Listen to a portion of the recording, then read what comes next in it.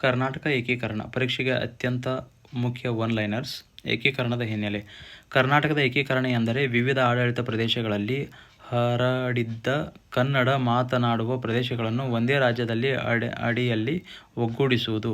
ಕರ್ನಾಟಕ ಏಕೀಕರಣ ಚಳವಳಿಯ ಪ್ರಮುಖ ಪ್ರೇರಕ ಆಲೂರು ವೆಂಕಟರಾವ್. ಆಲೂರು ವೆಂಕಟರಾವ್ ಅವರನ್ನು ಕರ್ನಾಟಕದ ಕುಲಪುರೋಹಿತ ಎಂದು ಕರೆಯಲಾಗುತ್ತದೆ.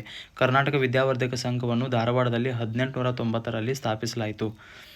ಕರ್ನಾಟಕ ವಿದ್ಯಾವರ್ಧಕ ಸಂಘದ ಸ್ಥಾಪಕ ಆರ್. ಎಚ್. ದೇಶಪಾಂಡೆ.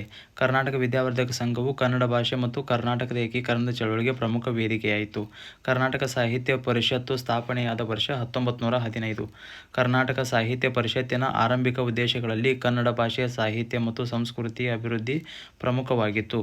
ಕರ್ನಾಟಕ ಏಕೀಕರಣ ಸಭೆಯ ರಚನೆಗೆ 1910ರ ದಶಕದಲ್ಲಿ ಏಕೀಕರಣದ ಚಳವಳಿಗೆ ಸಂಘಟಿತ ರೂಪ ದೊರೆಯಿತು. ಕರ್ನಾಟಕ ಏಕೀಕರಣ ಚಳವಳಿಯ ಪ್ರಮುಖ ಬೇಡಿಕೆ ಕನ್ನಡ ಮಾತನಾಡುವ ಪ್ರದೇಶಗಳನ್ನು ಒಂದೇ ಆಡಳಿತ ಘಟಕವಾಗಿ ಸೇರಿಸುವುದು. ಕನ್ನಡ ಪ್ರದೇಶಗಳು ಯಾವ ಯಾವ ಆಡಳಿತಗಳಲ್ಲಿ ಇದ್ದವು? ಏಕೀಕರಣಕ್ಕೂ ಮೊದಲು ಕನ್ನಡ ಮಾತನಾಡುವ ಪ್ರದೇಶಗಳು ಮುಖ್ಯವಾಗಿ ಮೈಸೂರು ಸಂಸ್ಥಾನ, ಬಾಂಬೆ ಪ್ರಾಂತ್ಯ, ಹೈದರಾಬಾದ್ ಸಂಸ್ಥಾನ, ಮದ್ರಾಸ್ ಪ್ರಾಂತ್ಯ ಮತ್ತು ಕುರ್ಗ್ ಪ್ರದೇಶಗಳಲ್ಲಿ ಹರಡಿದ್ದವು. ಮೈಸೂರು ಸಂಸ್ಥಾನ ಇಂದಿನ ಕರ್ನಾಟಕದ ದಕ್ಷಿಣ ಮತ್ತು ಮಧ್ಯ ಭಾಗಗಳ ಪ್ರಮುಖ ಪ್ರದೇಶ. ಬಾಂಬೆ ಪ್ರಾಂತ್ಯ ಉತ್ತರ ಕರ್ನಾಟಕದ ಪ್ರಮುಖ ಕನ್ನಡ ಪ್ರದೇಶಗಳು. ಹೈದರಾಬಾದ್ ಸಂಸ್ಥಾನ ಇಂದಿನ ಕಲ್ಯಾಣ ಕರ್ನಾಟಕದ ಪ್ರಮುಖ ಭಾಗಗಳು. ಮದ್ರಾಸ್ ಪ್ರಾಂತ್ಯ ದಕ್ಷಿಣ ಕರ್ನಾಟಕದ ಕೆಲವು ಕನ್ನಡ ಪ್ರದೇಶಗಳು. ಕುರ್ಗ್ ಕೊಡಗು ಪ್ರತ್ಯೇಕ ಆಡಳಿತ ಪ್ರದೇಶವಾಗಿತ್ತು. ಏಕೀಕರಣದ ಪ್ರಮುಖ ಬೆಳವಣಿಗೆಗಳು. ಆಲೂರು ವೆಂಕಟರಾವ್ ಅವರು ಕರ್ನಾಟಕದ ಏಕೀಕರಣದ ಪರವಾಗಿ ಜನರಲ್ಲಿ ಜಾಗೃತಿ ಮೂಡಿಸುವಲ್ಲಿ ಪ್ರಮುಖ ಪಾತ್ರ ವಹಿಸಿದರು. 1924ರ ಬೆಳಗಾವಿ ಕಾಂಗ್ರೆಸ್ ಅಧಿವೇಶನ ಕರ್ನಾಟಕ ಏಕೀಕರಣದ ಇತಿಹಾಸದಲ್ಲಿ ಪ್ರಮುಖ ಘಟನೆ. ಬೆಳಗಾವಿ ಕಾಂಗ್ರೆಸ್ ಅಧಿವೇಶನದ ಅಧ್ಯಕ್ಷತೆ ಮಹಾತ್ಮ ಗಾಂಧೀಜಿ. ಕಾಂಗ್ರೆಸ್ ಸಂಘಟನೆಯಲ್ಲಿ ಭಾಷಾವಾರು ಪ್ರಾಂತ್ಯಗಳ ಕಲ್ಪನೆಯು ಕರ್ನಾಟಕ ಏಕೀಕರಣದ ಬೇಡಿಕೆಗೆ ರಾಜಕೀಯ ಬಲ ನೀಡಿತು. ಸ್ವಾತಂತ್ರ್ಯ ನಂತರ ಭಾಷಾವಾರು ರಾಜ್ಯಗಳ ರಚನೆ ಕರ್ನಾಟಕ ಏಕೀಕರಣಕ್ಕೆ ಪ್ರಮುಖ ಅವಕಾಶವಾಯಿತು. 1953ರಲ್ಲಿ ಆಂಧ್ರ ರಾಜ್ಯ ರಚನೆ ಭಾಷಾವಾರು ರಾಜ್ಯಗಳ ಬೇಡಿಕೆಗೆ ಪ್ರಮುಖ ತಿರುವು ನೀಡಿತು. ಭಾಷಾವಾರು ರಾಜ್ಯಗಳ ರಚನೆಯನ್ನು ಪರಿಶೀಲಿಸಲು ಫಜಲ್-ಅಲಿ ಆಯೋಗ ರಚಿಸಲಾಯಿತು. ಫಜಲ್-ಅಲಿ ಆಯೋಗ 1953ರಲ್ಲಿ ರಚಿಸಲಾಯಿತು. ಫಜಲ್-ಅಲಿ ಆಯೋಗದ ಅಧ್ಯಕ್ಷರು ಫಜಲ್-ಅಲಿ. ಆಯೋಗದ ಇತರ ಪ್ರಮುಖ ಸದಸ್ಯರು ಹೃದಯನಾಥ್ ಕುಂಜ್ರು ಮತ್ತು ಕೆ. ಎಂ. ಪನ್ನಿಕರ್. ಫಜಲ್-ಅಲಿ ಆಯೋಗವು ತನ್ನ ವರದಿಯನ್ನು 1955ರಲ್ಲಿ ಸಲ್ಲಿಸಿತು. ರಾಜ್ಯಗಳ ಪುನರ್ರಚನೆಗೆ ಪ್ರಮುಖ ಆಧಾರ ಭಾಷಾವಾರು ಆಡಳಿತ. 1956 ಕರ್ನಾಟಕ ಏಕೀಕರಣದ ಮಹತ್ವದ ವರ್ಷ. ಸ್ಟೇಟ್ ರಿಆರ್ಗನೈಜೇಷನ್ ಆಕ್ಟ್ 1956 ಆಧಾರದ ಮೇಲೆ ರಾಜ್ಯಗಳ ಪುನರ್ರಚನೆ ನಡೆಯಿತು.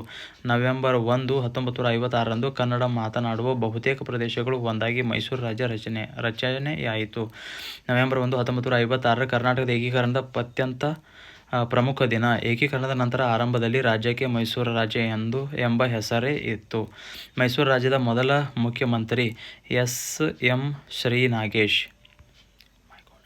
ಮೈಸೂರು ರಾಜ್ಯದ ಮೊದಲ ಮುಖ್ಯಮಂತ್ರಿ ಎಸ್. ಎಂ. ಶ್ರೀ ನಾಗೇಶ್. ಏಕೀಕರಣದ ನಂತರ ಕುರ್ಗ್, ಬಾಂಬೆ, ಹೈದರಾಬಾದ್ ಮತ್ತು ಮದ್ರಾಸ್ ಪ್ರದೇಶಗಳ ಕನ್ನಡ ಭಾಗಗಳು ಮೈಸೂರು ರಾಜ್ಯಕ್ಕೆ ಸೇರಿಸಲ್ಪಟ್ಟವು. ಏಕೀಕರಣದ ನಂತರವೂ ಕೆಲವು ಕನ್ನಡ ಪ್ರದೇಶಗಳ ಸೇರ್ಪಡೆ ಮತ್ತು ಗಡಿ ಸಂಬಂಧಿಸಿದ ಪ್ರದೇಶಗಳು ಮುಂದುವರೆದವು. ಕರ್ನಾಟಕ ಎಂಬ ಹೆಸರು. ಮೈಸೂರು ರಾಜ್ಯಕ್ಕೆ ಕರ್ನಾಟಕ ಎಂಬ ಹೆಸರನ್ನು ನೀಡಿದ್ದು 1973ರಲ್ಲಿ. 1 ನವೆಂಬರ್ 1973ರಿಂದ ಮೈಸೂರು ರಾಜ್ಯದ ಹೆಸರು ಕರ್ನಾಟಕ ಎಂದು ಬದಲಾಯಿತು. ಹೆಸರು ಬದಲಾವಣೆಗೆ ಪ್ರಮುಖ ಮುಖ್ಯಮಂತ್ರಿ ದೇವರಾಜ ಅರಸರು. ಆದ್ದರಿಂದ 1 ನವೆಂಬರ್ ಅನ್ನು ಕರ್ನಾಟಕ ರಾಜ್ಯೋತ್ಸವವನ್ನಾಗಿ ಆಚರಿಸಲಾಗುತ್ತದೆ. ಕರ್ನಾಟಕ ರಾಜ್ಯೋತ್ಸವವನ್ನು ಕನ್ನಡ ರಾಜ್ಯೋತ್ಸವ ಎಂದು ಕರೆಯಲಾಗುತ್ತದೆ. ಪ್ರಮುಖ ವ್ಯಕ್ತಿಗಳು. ಕರ್ನಾಟಕ ಏಕೀಕರಣದ ಪಿತಾಮಹ ಕುಲಪುರೋಹಿತ ಆಲೂರು ವೆಂಕಟರಾವ್. ಕರ್ನಾಟಕದ ವಿದ್ಯಾವರ್ಧಕ ಸಂಘ ಆರ್. ಎಚ್. ದೇಶಪಾಂಡೆ, ಧಾರವಾಡ 1890. ಕರ್ನಾಟಕ ಸಾಹಿತ್ಯ ಪರಿಷತ್ತು 1915. ಬೆಳಗಾವಿ ಕಾಂಗ್ರೆಸ್ ಅಧಿವೇಶನ 1924 ಗಾಂಧೀಜಿ ಅಧ್ಯಕ್ಷತೆ. ಫಜಲ್-ಅಲಿ ಆಯೋಗ 1953 ಭಾಷಾವಾರು ರಾಜ್ಯ ಪುನರ್ರಚನೆ. ಮೈಸೂರು ರಾಜ್ಯ ರಚನೆ 1 ನವೆಂಬರ್ 1956. ಮೈಸೂರು ಕರ್ನಾಟಕ ಹೆಸರು ಬದಲಾವಣೆ ನವೆಂಬರ್ 1, 1973. ಹೆಸರು ಬದಲಾವಣೆಯ ಸಮಯದ ಮುಖ್ಯಮಂತ್ರಿ ದೇವರಾಜ ಅರಸರು. ಕರ್ನಾಟಕ ಏಕೀಕರಣದ ಪ್ರಮುಖ ನಾಯಕ ಆಲೂರು ವೆಂಕಟರಾವ್. ಬಿರುದು: ಕರ್ನಾಟಕದ ಕುಲಪುರೋಹಿತ. ಕರ್ನಾಟಕ ವಿದ್ಯಾವರ್ಧಕ ಸಂಘ 1890 ಧಾರವಾಡ. ಸ್ಥಾಪಕರು ಆರ್.ಎಚ್. ದೇಶಪಾಂಡೆ. ಕರ್ನಾಟಕ ಸಾಹಿತ್ಯ ಪರಿಷತ್ತು 1915. ಬೆಳಗಾವಿ ಕಾಂಗ್ರೆಸ್ಸು 1924 ಗಾಂಧೀಜಿಯವರ ಅಧ್ಯಕ್ಷತೆಯಲ್ಲಿ ನಡೆಯಿತು. ಫಜಲ್ ಅಲಿ ಆಯೋಗ 1953. ವರದಿ 1955. States ರಿಆರ್ಗನೈಜೇಷನ್ act 1956. ಮೈಸೂರು ರಾಜ್ಯ ರಚನೆ 1-11-1956. ಕರ್ನಾಟಕ ರಾಜ್ಯೋತ್ಸವ 1 ನವೆಂಬರ್.